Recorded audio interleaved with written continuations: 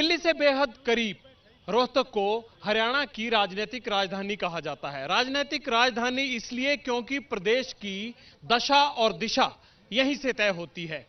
एक दौर था जब चौधरी देवीलाल के परिवार का यहां दबदबा था, उसके बाद हुड्डा का दौर आया, लेकिन पिछले लोकसभा चुनाव में रोहतक का किला बीजेपी ने फतह किया। कौन बनेगा मुख्यमंत्री की इस बहस को रोहतक से आगे बढ़ाते हैं। एक बार जोरदार ताली हो जाए। रोहतक की जनता नेताओं को रूबरू करा देते हैं। चक्रवर्ती शर्मा कांग्रेस की तरफ से यहां मौजूद रहेंगे, बहुत आगे खड़े हैं। हालांकि चक्रवर्ती साहब, कांग्रेस जो है इस बार लोकसभा चुनाव में पिछड़ गई है। रमनीक मान जी बीजेपी का पक्ष रखने के लिए हाजिर हैं और प्रदीप देसवाल जी जेजेपी की तरफ से रहेंगे। ओम प्रकाश चौटाला के बड़े बेटे अजय चौटाला की पार्टी हो गई है, उनके पोतों की पार्टी हो गई है। आईएनएलडी की तरफ से पूर्व विधायक को यहां पहुंचना था, लेकिन स्थिति थोड़ी खराब है, इसलिए शायद वो आखिरी वक्त तक नहीं आ पाए हैं। आएंगे तो उनका भी स्वागत है। सबसे पहले गजेंद्र फोगाट के पास चलते हैं। ये अक्सर लोग गायक हैं यहाँ के, ये कुछ ना कुछ चुनाव के लिए लिख के रखते हैं। फोगाट साहब, इस बार क्या पेश कर रहे हैं? मेरा हरियाणा के बारे में हमेशा ही गाता रहता हूं, तो मेरा बहुत परिचित गीत है कि दिल्ली बॉम्बे शर्मा जा रे गुड़गांव सा शहर अड़े और धाकड़ छोरे रोहतक के भाई छोरी देखो कहर अड़े चले ठाडी भर भर नहर अड़े आज आजो तन्ने नाना के जानते प्यारा से यो हमारा हरियाणा के 21 ने सारे वोट गिर के आना तभी तो चमकेगा यो हमारा हरियाणा। फोगाट साहब कह रहे हैं हरियाणा तभी चमकेगा जब आप वोट डालेंगे। 21 तारीख को वोट डालें। और बहस शुरू करते हैं। सबसे पहला सवाल आपसे कि खट्टर साहब ने यह कहा है कि आप तो सोनिया गांधी के जयकारे लगाते हो, आपको विकास के जयकारे लगाने में या फिर आपको इस देश को आगे बढ़ाने में या पाकिस्तान को सबक सिखाने में कोई इंटरेस्ट नहीं है? सबसे पहले एबीपी के दर्शकों को और यहाँ आए हुए सभी साथियों को मैं रामनवमी और महानवमी की बधाई देता हूँ। और इस मंच के माध्यम से हम कांग्रेस पार्टी की ओर से संकल्प लेते हैं कि आने वाली 21 तारीख को जितनी भी इस सरकार की जो बुराइयां हैं उनका अंत करने के लिए 21 तारीख को हरियाणा को विकास की ओर अग्रसर करने के लिए कांग्रेस पार्टी संकल्पबद्ध है। जहां तक आपने प्रश्न किया खट्टर साहब का, खट्टर साहब केवल और केवल घोषणाओं के मुख्यमंत्री हैं, केवल और केवल कांग्रेस पार्टी की अनाप शनाप बुराई करके केवल इस तरह की बातें करते हैं। मैं आपको बताऊं, हरियाणा के अंदर विकास नाम की एक ईंट खट्टर साहब के 5 साल के राज्य में नहीं लगी। पूरा का पूरा हरियाणा आज त्रस्त है। हमने 10 साल में कितनी यूनिवर्सिटीज बनाई। भूपेंद्र सिंह हुड्डा जी के नेतृत्व वाली कांग्रेस सरकार ने मेडिकल कॉलेज, सड़कों का जाल, कितना विकास इस हरियाणा में किया, वो सब इस हरियाणा की जनता देख रही है। ठीक है, फिर ये बताइए, इतना विकास किया तो 10 की 10 सीटें क्यों हारे लोकसभा में? छदम राष्ट्रवाद की बात करके, पुलवामा करवा के और देश के लोगों को भ्रमित कर रहे हैं। कोई ऐसे शहीद करवाता है लोगों को, ये सरासर इल्जाम पेल देते हो आप चुनाव हार गए हो इसलिए। ये पटियाल साहब, मैं ये इल्जाम नहीं लगा रहा हूं, मैं पूछना चाहता हूं भारतीय जनता पार्टी के लोगों से, आज तक पुलवामा के ऊपर कोई इंक्वायरी नहीं हुई और ये शहीदों की बात करते हैं। 23 साल का हमारा कपिल सहरावत गुड़गांव के अंदर शहीद होकर आया, रात तक उसकी डेड बॉडी रखी रही, जाके दीपेंद्र हुड्डा जी ने उसका अंतिम संस्कार रखा। और मुख्यमंत्री खट्टर कहते हैं आज मेरे पास टाइम नहीं है, इसका अंतिम संस्कार अगर आप कल कराना चाहते हो तो कल। क्या बात करते हो? आपके मुख्यमंत्री के पास शहीदों के लिए वक्त नहीं है, पहला इल्जाम ये। दूसरी बात यह छद्म राष्ट्रवाद, आप राष्ट्रवाद की बात करते हैं और कांग्रेस को छद्म राष्ट्रवाद नाम दे रही है। हालांकि 370 को लेके भी इनके कई नेता बंटे हुए हैं, पर यह इल्जाम है कि राष्ट्रवाद नहीं है, छद्म राष्ट्रवाद। पटियाल साहब, पहले तो आज रोहतक की इस धरती पे मैं सभी को, आपके चैनल के माध्यम से श्रोताओं को और यहाँ मौजूद रोहतक की सामान्य जनता को दुशहरे के पूर्व संध्या पे और महानवमी की बधाई देता हूँ। और आपके चैनल के माध्यम से कांग्रेस पार्टी के प्रवक्ता साथी को एक बात स्पष्ट कर देना चाहता हूँ कि कांग्रेस रूपी रावण का दहन 2014 में केंद्र में हो चुका, 2019 में फिर हुआ, 2014 में इनकी संख्या हरियाणा विधानसभा में 15 रह गई। अब 2019 में इनका खाता ही नहीं खुलेगा, अपितु अगर खुला भी तो ये सिंगल डिजिट यानी कि 1 से 9 के बीच में सिमट के रह जाएंगे। अब की बार 75 पार पे बात कर रहे हैं। देखिए, ये नारा दे रहे हैं अब की बार 75 पार। इनके पास पूरे 90 कैंडिडेट नहीं है, ये सेलिब्रिटीज ला लाके सुनिए, जवाब तो ले लूं 1 सेकंड। ये कह रहे हैं मांगे हुए कैंडिडेटों से 75 पार करेंगे, आपको तो खिलाड़ी और स्टार उतारने पड़ रहे हैं, आपके पास तो कार्यकर्ता इतने नहीं है कि आप उनको टिकट दे पाए। कोई बात नहीं पटियाल साहब, वो निराशा में कुछ भी कहता है आदमी, हम सुनते हैं। समस्या क्या है अगली सुनिए। इनके राहुल गांधी साहब जो अपनी परंपरागत सीट, जो पुश्तैनी सीट, जो इनके दादा मामा चाचा रिश्तेदार दादी सब जीतते रहे, वहां से हारे, केरला गए। ये इतनी नीचे जा चुके हैं कि पटियाल साहब इसके बाद तो हिंद महासागर बचेगा इनके लिए। ये कह रहे हैं कि देखिए हम तो मांगे हुए उम्मीदवारों से ही 75 पार कर लेंगे, आपके तो बचने नहीं, हम भाग रहे हैं। देखिए, वही गीता फोगाट जो आज से 6 महीने पहले ये कह रही थी कि ये अनफिट मुख्यमंत्री है, इसने मुझे, और योगेश्वर दत्त, सुनिए साहब, हमारे योगेश्वर दत्त को इनाम तो आप देते रहे, टिकट उसको बीजेपी ने दे दिया।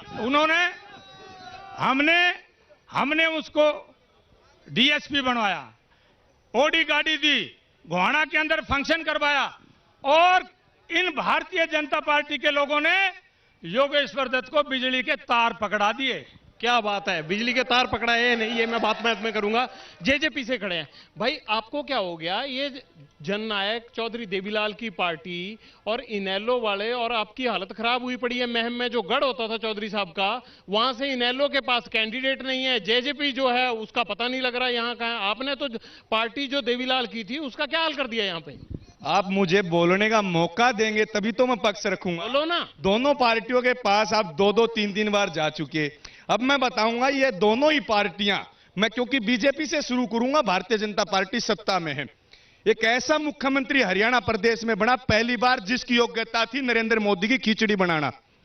साथी बता सकते हैं योग्यता यही थी ना। एक ऐसा व्यक्ति जो हाथ में फरसाते ही परशुराम की भूमिका में आ जाता, परंतु जब उसकी गाड़ी के सामने एक व्यक्ति आत्मदाह करता है तो दुबक कर बस के अंदर छुप जाता है। जब ये कोई कांड करते हैं ना, जब ये कोई कांड करते हैं बीजेपी वाले, तो भारत माता की जय बोल देते हैं, जैसे ही जयकारा लगे समझ जाना आसपास कोई कांड हुआ है। ये कहते हैं, मैं इन्हीं से पूछना चाहता हूं, हरियाणा स्टाफ सिलेक्शन में एक एग्जाम में एक प्रश्न आया कि कौन अशुभ है, काला ब्राह्मण अशुभ है या ब्राह्मण की बेटी के दर्शन अशुभ है। इनको चुल्लू भर पानी में डूबकर मर जाना चाहिए। हरियाणा प्रदेश में बेटियों को पूजा जाता है। ये नारा तो बेटी पढ़ाओ बेटी बचाओ का देते हैं, परंतु करनाल आईटीआई के सामने हमारी बहन बेटियों के गिरेबान पकड़ गए के 47 से गोलियां चलाई गई थी। ये पारदर्शिता की बात करते हैं। मैं इनसे पूछना चाहता हूं, हरियाणा के इतिहास में पहली बार हुआ है कि एक सीटिंग मंत्री पर बूथ कैप्चरिंग का मुकदमा दर्ज हुआ है। हरियाणा के इतिहास में पहली बार हुआ है कि हरियाणा जुडिशरी का पेपर आउट हुआ, नायब तहसीलदार का पेपर आउट हुआ, हरियाणा स्टाफ सिलेक्शन कमीशन का पेपर आउट हुआ, हरियाणा रोडवेज कंडक्टर भर्ती में पेपर आउट हुआ, यहां तक कि शिक्षण संस्थानों के पेपर भी आउट हुए। मैं बाई नेम कहना चाहूंगा, मनीष ग्रोवर जी यहां से विधायक है, मंत्री हैं। सरकार बनते ही फर्जी डाटा एंट्री ऑपरेटर की एक भर्ती पकड़वाई थी मीडिया के सामने मैंने, आज तक उसकी जांच पेंडिंग है। मुकदमा दर्ज करके अंदर जाना। देशवाल साहब, आपके आरोप सही होंगे, लेकिन एक जवाब दीजिए मुझे। आपकी एक सीट थी लोकसभा में, वो भी नहीं बची। बोलते बहुत शानदार हैं आप, लेकिन जनता आपको वोट क्यों नहीं देती? अभी उसका भी मैं जवाब दूंगा। मेरे बीजेपी के साथी तालियां बजा रहे हैं, ये तालियां तब भी बजा रहे थे जब मुख्यमंत्री फरसा लेकर गर्दन काटने की बात करे, तब ये तालियां बजा रहे थे। ये तालियां तब भी बजा रहे थे जब बलात्कार की एक घटना पर मुख्यमंत्री जी ने यह कहा था ऐसी घटनाएं होती रहती हैं। ये तालियां, ये साथी तालियां तब भी बजा रहे थे जब इनका मंत्री हथियार बांटने की बात कर रहा था। अब मैं बात करूंगा भाई दुष्यंत चौटाला की। सैकड़ों की संख्या में सांसद पार्लियामेंट में बैठे थे। दुष्यंत चौटाला एक सांसद था जो पार्लियामेंट में ट्रैक्टर लेकर पहुंचा, ट्रैक्टर का टैक्स माफ कराने का काम किया। दुष्यंत चौटाला वो सांसद था जब भारतीय जनता पार्टी ने इस रोहतक को जलाया और हॉस्टल में निर्दोष छात्रों को पुलिस ने लाठियों से पीटा।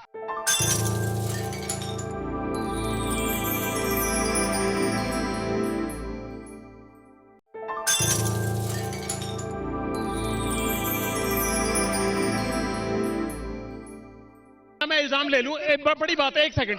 आपके नेता गुंडागर्दी करते हैं, आपके नेता गुंडों के साथ बूथ में जाते हैं, कैप्चर करने की कोशिश करते हैं, पुलिस केस दर्ज करती है। इस तरह के लोगों को क्यों बर्दाश्त कर रही है आपकी पार्टी? विपक्ष इल्जाम लगा रहा है। देखिए पटियाल साहब, मसला ये है कि अभी तक जितना राजनीतिक सफर जजपा का रहा, पहला इलेक्शन इनका जींद में कप प्लेट टूट गई, दूसरा इलेक्शन इनका लोकसभा का इनकी जूतियां घिस गई, अब ये तीसरे इलेक्शन में चाबी लेके आ रही है, इनकी चाबी खूंडी है, लगने की नहीं कहीं पे। सवाल ये था कि केस दर्ज हुआ ना, ग्रोवर साहब पे केस दर्ज हुआ, वो एक हिस्ट्री शीटर के साथ घूम रहे थे, ये तो ऑन रिकॉर्ड बात है। चलिए, अब जो इनके पूर्वज हैं, जो इनकी पार्टी के संस्थापक हैं, जिनके ये स्मरणीय हैं, उनके संबंध मुख्तार अंसारी के साथ रहे, इनके घरों में आके मुख्तार अंसारी रहते रहे, ये बात क्या कर रही है? अरे छाछ तो बोले बोले, छन्नी भी बोले। आप कार्रवाई क्यों नहीं करते अगर मुख्तार अंसारी रहे या कोई और गैंगस्टर रहे इनके घर पे? तो क्या जी, आप कार्रवाई क्यों नहीं करते? सरकार आपकी पार्टी की है तो सरकार उस समय इनकी थी साहब, अब कर लीजिए, आपकी। अब तो वो पहले जेल में है, जेल से निकाल के दोबारा जेल, दूसरे मुकदमे पे कीजिए ना कार्रवाई। होगा मुकदमा इनके ऊपर दर्ज भी होगा। ये तो झूठी पार्टी है साहब। इनके जो नेता दिग्विजय चौटाला कहते हैं मैं एडवोकेट हूं, मेरे साथ डिबेट में बैठे वो मैं वकील हूं, उन्होंने अपना जब एफिडेविट लगाया तो पता लगा वकील साहब केवल सीनियर सेकेंडरी है। आप कहते हैं बहुत सारी बातों में आप झूठ बोल देते हैं। मैं यही इनका जवाब देना चाहूंगा। ये वो इतिहास भूल गए, ये सारे झूठ सुन लो फिर एक ही बार जवाब देना आप। अरे देशवाल साहब क्या हो गया? जल्दी से बोल दो, टाइम क्या हो गया सर? मैंने जनता के पास भी जाना। इन्होंने कहा कि कैप्टन अभिमन्यु ने अपने गांव में नौकरियां लगाई, फिर माफी मांगी। इन्होंने कहा 300 करोड़ का मेडिसिन घोटाला हुआ, फिर माफी मांगी। ये जितनी बातें करते हैं माफिया मांगते हैं, झूठ बोलते हैं, माफी मांगते हैं। इन्होंने शुरुआत की हमारे आदर्श चौधरी देवीलाल जी से। उन चौधरी देवीलाल जी के चरणों में माथा रखकर इन्हें सरकार बनाने का काम किया, और ताऊ देवीलाल ने तो देश के प्रधानमंत्री बनाने का काम किया। अब मैं बात करूंगा दुष्यंत चौटाला की, तो दुष्यंत चौटाला की बात करूंगा। दुष्यंत चौटाला एकमात्र सांसद ऐसे हैं जो मनोहर लाल खट्टर को उनकी औकात दिखाकर 12 पत्थर भात बेचने का काम करेंगे। अगर मैं बात करूं, ये विकास की बात करते तो विकास बराड़ा चंडीगढ़ में देखा गया था बहन बेटियों को छेड़ते हुए। कोई जवाब है इनके पास? कहते हैं आप तो बेटियों को बचा नहीं पाए। चक्रवर्ती साहब बड़ी देर से कागज देख रहे हैं। चक्रवर्ती साहब एक बात बताइए, रोहतक हुड्डा साहब का गढ़ होता था, आप बुरे फंस गए ये जाट नॉन जाट के चक्कर में, गैर जाट के चक्कर में बीजेपी ने आपकी लोकसभा की सीट भी छीन ली, और अब मुझे लग रहा है कि विधानसभा में भी आप उसी चक्रव्यूह में घूम रहे हैं, नॉन जाट वाले में। देखिए, कोई ऐसा चक्कर नहीं था। इन्होंने बहुत ही ज्यादा हेरा फेरी करके पूरे हिंदुस्तान में दीपेंद्र हुड्डा जी का अकेला ऐसा नतीजा था जो रात को 3 बजे इन्होंने 7,000 वोट। आप कोर्ट में जाइए, चुनौती क्यों नहीं देते? देखिए, वहां पर बहुत बड़ा बलबा हो सकता था, लेकिन हमें एमपी की सीट प्यारी नहीं, हमें लोगों की यहाँ की। अरे जहां तक बात करें हम दीपेंद्र हुड्डा की, ये क्या बात करेंगे? नॉन जाट के चक्कर में आप कांग्रेस को नुकसान हो रहा है ना। देखिए, इनको क्या बात करनी आती है। इन्होंने बात की मेरे भाई प्रदीप ने, परशुराम का सम्मान सूचक परसा एक ब्राह्मण भारद्वाज ने श्रीमान मनोहर लाल खट्टर जी को दिया, लेकिन मनोहर लाल खट्टर अहंकार में इतने डूबे हुए हैं कि उसको कहा कि तेरा गर्दन काट दूंगा। भाई साहब आप सुनिए, मैं सुन रहा हूं, ये बात रिपीट मत कीजिए। 1 मिनट चक्रवर्ती जी, आप यार उनका घमंड चूर कीजिए ना। आप वोटों से तो जीत नहीं पाते, कोई इल्जाम लगा रहे हैं, आप चूर कीजिए उनका घमंड। 21 तारीख आने दीजिए, 21 तारीख आने दीजिए, हरियाणा में कांग्रेस की सरकार बनेगी, इनका घमंड टूट जाएगा। 21 तारीख, जनता इस बात को जानती है। आज हरियाणा के अंदर क्या है साहब, मैं जनता से पूछ लूं, रिपीट मत कीजिए। 1 मिनट, आज अर्थव्यवस्था का क्या हाल है? आज ऑटोमोबाइल इंडस्ट्री का हब है हरियाणा। श्रीमती इंदिरा गांधी जी के आशीर्वाद से हरियाणा में मारुति की फैक्ट्री आई, आज एक शिफ्ट चलती है, उसमें से आदमी रिट्रेंच हो गए। पूरे देश में 10 लाख आदमी ऑटोमोबाइल इंडस्ट्री से रिट्रेंच हो गए, बेरोजगारी का क्या हाल है, ठीक कहा मेरे भाई ने। अरे इनको एग्जाम भी कंडक्ट नहीं कराने आते। पंचकुला के मेरा बेरोजगार भाई, मेरी बेटी, मेरा बेटा पंचकुला एग्जाम देने जाता है, पंचकुला वाला दादरी एग्जाम देने जा रहा है, सरसा का आदमी सोनीपत। ये क्या तरीका है? सवाल एक मिनट जनता से सवाल ले लेता हूं, माइक मत पकड़िए। कांग्रेस वाले नहीं, आम आदमी पूछिए, आम आदमी सवाल पूछिए, सवाल पूछिए। सवाल मेरा ये है बीजेपी वालों से कि सभी जो ऑटोनोमस बॉडीज हैं हरियाणा के अंदर और विशेष तौर पर रोहतक के अंदर, Maharshi Dayanand university, medical college university, Laxmichand university, इसके अंदर जो ये ठेके प्रथा पर आदमी लगाते हैं, इसमें मेरिट है या जातीय आधार है या पैसा है? और इससे आगे एक चीज और, एम्स हॉस्पिटल फेज 2 जो गांव बाड़सा के अंदर है, झज्जर के अंदर, अभी रिसेंटली वहां पर ठेके पर आदमी रखे गए हैं। 1 लाख से 1.25 लाख तक के ग्राम वाले आदमियों से पैसे लेकर जब भर्ती की गई है। अगर ये वेरीफाई करना चाहते तो गांव बाड़सा के अंदर जाए।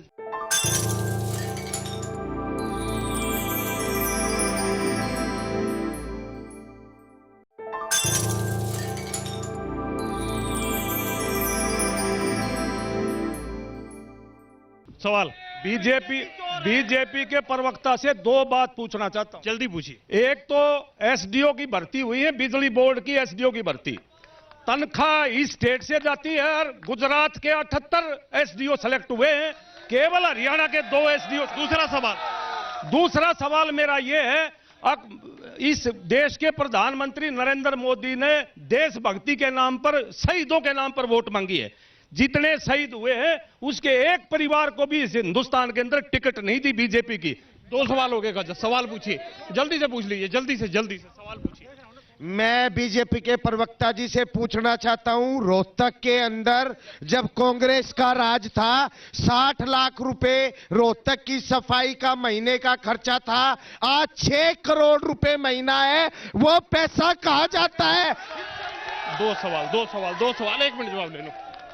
रमनीक जी 2 बातें बताइए। नंबर 1, आप नौकरियां देने में गड़बड़ कर रहे हैं, बाहरी लोगों को नौकरियां मिल रही हैं। दूसरा, एम्प्लॉयमेंट के नाम पर खट्टर साहब कहते हैं कि हमने बिना खर्ची पर्ची के दिया, यहां तो कह रहे हैं कि सब इसमें पक्षपात हो रहा है। देखिए, सबसे पहली बात तो पटियाल साहब के जो सवाल नौकरियों के विषय में पूछा है, तो 78,000 नौकरियां हरियाणा प्रदेश के अंदर 72,000 दी जा चुकी हैं और 28,000 मिली है क्या? मिली है 78,000 नौकरियां। 72,000 नौकरियां दी जा चुकी हैं और 28,000 नौकरियां अभी प्रोसेस में हैं।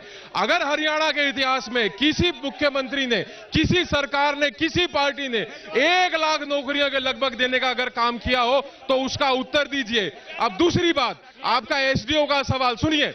गेट के माध्यम से भर्तियां हुई, हरियाणा प्रदेश के अंदर होने वाली भर्तियों के अंदर 49% रिजर्वेशन हरियाणा के लोगों के लिए पहले ही है, पहला। और दूसरा, ये गेट के माध्यम से होती हैं भर्तियां और हरियाणा के अंदर जितनी भर्तियां हुई 49% से अधिक हरियाणा वासी लगे हैं। हाँ बोलिए। मैं पूछना चाहता हूं बीजेपी प्रवक्ता से, हिमाचल प्रदेश में इनकी सरकार, महाराष्ट्र में इनकी सरकार और गुजरात में इनकी सरकार, वहां पर एक कानून है कि वहां की नौकरियों में 80%, 70% और 75% वहां के युवाओं के लिए रिजर्व हैं। हरियाणा प्रदेश में 80 में से 78 बाहर के। और ये बात करते हैं नौकरियों की, एक आरटीआई लगाई थी मैंने, उसमें 18,000 नौकरियों का जवाब दिया गया था। हरियाणा प्रदेश में इनकी सरकार में 18,000 नौकरियां लगी, आरटीआई मेरे पास है, मैं इनको कॉपी दे सकता हूं। दूसरी बात मैं इनको बताना चाहता हूं, पिछले 5 साल में हर प्रतियोगी परीक्षा में, चाहे नेट की हो, चाहे वो सीटेट की हो या कोई नौकरी की हो, रोहतक ब्लैक लिस्टेड क्यों है? रोहतक ब्लैक लिस्टेड है, आप क्यों खामोश है? अगर रोहतक ब्लैक लिस्टेड है तो देखिए, रोहतक में मेरे भाई ने ठीक कहा। मैं ये कहना चाहता हूं, जो ये नौकरी की बात करते हैं, डी ग्रुप के अंदर पीएचडी छात्र कुक लगा दिए, बेलदार लगा दिए। मैं पीडब्ल्यूडी ऑफिस में गया, मेरी आंखों में पानी आ गया। मेरी एक बेटी, ये सारे एक सेकंड सुन तो लीजिए चक्रवर्ती जी, सुन लीजिए। आप यही सब डायलॉग क्यों मारते हैं? आप विरोध क्यों नहीं करते? आप यही सभी डायलॉग मारते हैं हर जगह। ये डायलॉग नहीं है, यही भूपेंद्र सिंह हुड्डा शिखर सम्मेलन में कह रहे थे। ये डायलॉग नहीं है साहब, ये दिल का दर्द है। हमारी बीए एमए पास बेटियां, इन्होंने पीएन लगा दी, शर्म की बात है। और उसके नाम पर ये नौकरियों की बात करते हैं, 18,000 नौकरी। और ये जो 18,000 भाई ने आरटीआई लगाई, इसमें से 10,000 नौकरी जो जेबीटी की हमने लगाई थी, जेबीटी जो भूपेंद्र सिंह हुड्डा जी की सरकार में लगी थी, वो 10,000 कोर्ट में बाद में कोर्ट में जीत के आए, और वो 10,000 नौकरियां वो हैं 18,000। कहते हैं कि जो कांग्रेस ने दिया वही आपने अपने नाम से आगे वोटरों में बेचा।